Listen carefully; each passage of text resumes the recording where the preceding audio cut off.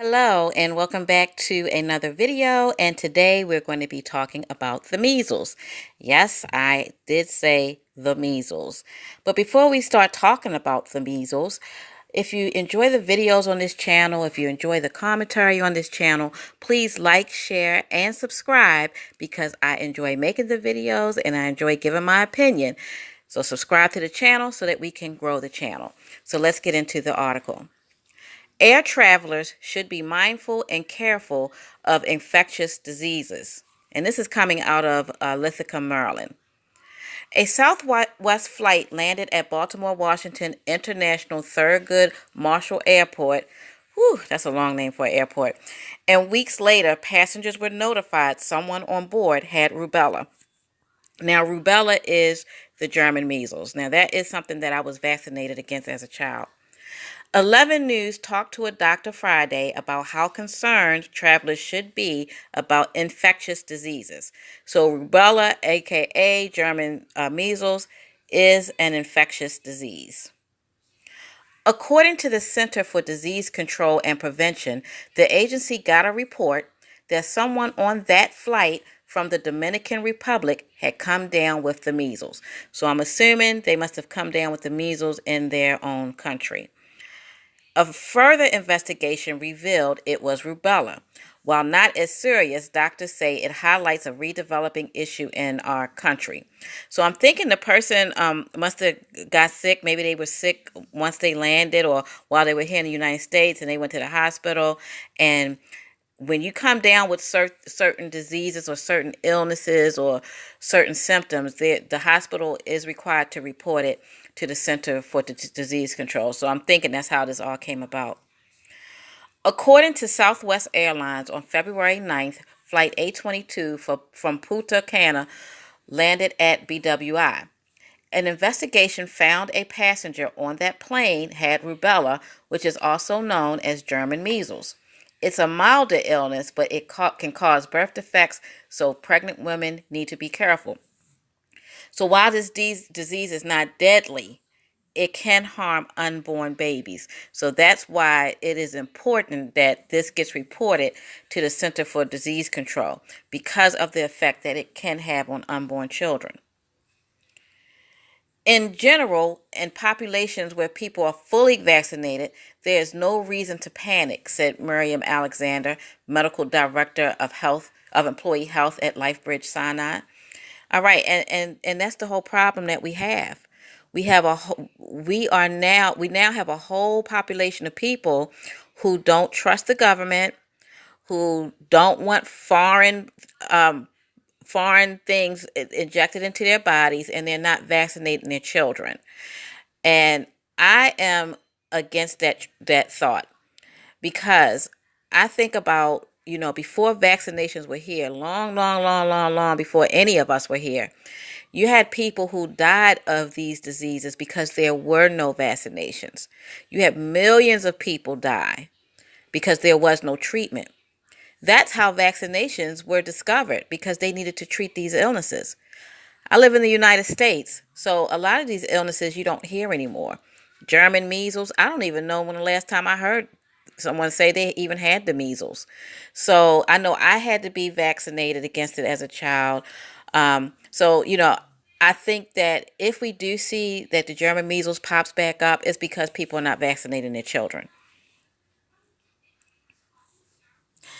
Alexander says the incident should serve as a reminder to people to make sure their vaccinations are up to date, especially when they travel.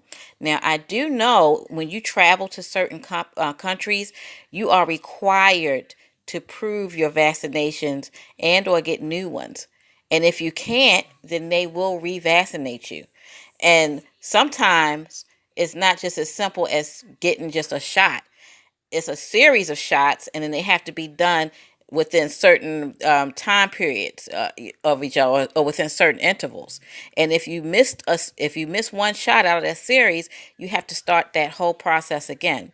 So sometimes, depending on what country you go to, you do have to be vaccinated or prove that you've been vaccinated for it. Because here in the United States, because we have vaccinations and we have eradicated a lot of diseases, or so I thought, we have eradicated a lot of diseases.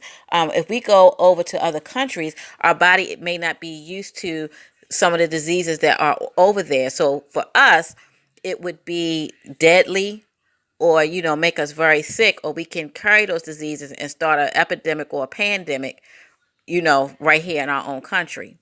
So I'm not sure how other countries are, but I know in the United States we're very big on vaccinations, and a lot of times you can't even start school without being vaccinated. Now, I do know that if you have religious beliefs or you have strong personal beliefs, you can opt out of the whole vaccination thing. Now, when my children were little, and I had to prove that you're enrolling them in school, you have to show the shot record and all that stuff. If you did not want, if your children was not vaccinated because you did not want them to be vaccinated, you had to fill out paperwork and all that. So vaccination is something that we take very seriously in the United States. But there's a lot of people here that don't believe in vaccinations. In the developing world, we continue to see many vaccine-preventable diseases, and the CDC has very clearly recommended that before people leave the United States, they need to either check that they have been fully vaccinated, or they have to check that they then should get vaccinated, Alexander said. And look at that first sentence. They're continuing to see vaccine preventable diseases. That should not even be in the United States, but it is, because you have more and more people not vaccinating their children because they don't want their children to be injected with that vaccine. And while I understand that, but I would rather be vaccinated than have us go back to a society where you had a disease come and kill millions of people. I'm sure that we don't want to live like that again. When the next outbreak happens, millions of people die. So, we're here in the present. So it seems like the further that you get along in generations, you forget about the past. But you can't forget about the past, especially when it comes to these vaccinations. We don't want a repeat of what happened those many, many, many, many, many, many, many centuries ago, with people, dying because they don't have vaccinations. They didn't have the vaccinations that we have, that we've been blessed to have these days. Alexander says this also highlights another growing problem in the United States. We are seeing a resurgence of vaccine-prevented diseases in the United States, and we've seen a lot of that in the Northwest. And we're seeing it because parents have made choices not to vaccinate their children, Alexander said. I sympathize with that, but I find it unacceptable that they will put their own children potentially at risk, and absolutely many other children at risk. So we have a medical professional. And I know in these days and times with Google and, internet and all that, a lot of us think we're more smarter than the professionals. So we make medical decisions based on what we've read or what someone's told us or what kind of research we think we've done, but these are medical professionals telling you this is a high risk behavior. Your children should be vaccinated. Now, just suppose an outbreak was to happen. Guess who wouldn't survive? Your children that weren't vaccinated. And then if they infected other children, those children wouldn't survive. So, I'm not telling people how to believe. I'm telling you what I believe. I believe the children should be vaccinated, especially if they're going to be around other children. Doctors also tell 11 News that adults should ask their doctor for a booster of the whooping cough vaccine, which is usually mixed with a tetanus shot. Now, I had no idea that the whooping cough vaccine wears off. I remember getting my whooping cough. I'm not even going to go to that story, but I was 13 when I got that vaccine. And I had no idea that it would wear off. I thought that once you got vaccinated as a child, you were protected forever. So I guess you're not. And I also know that sometimes, I know when my children were little, some of the vaccines you could drink. So I don't even know if, all the vaccines even involve needles now. With technology, they may have different ways for you to take the vaccine.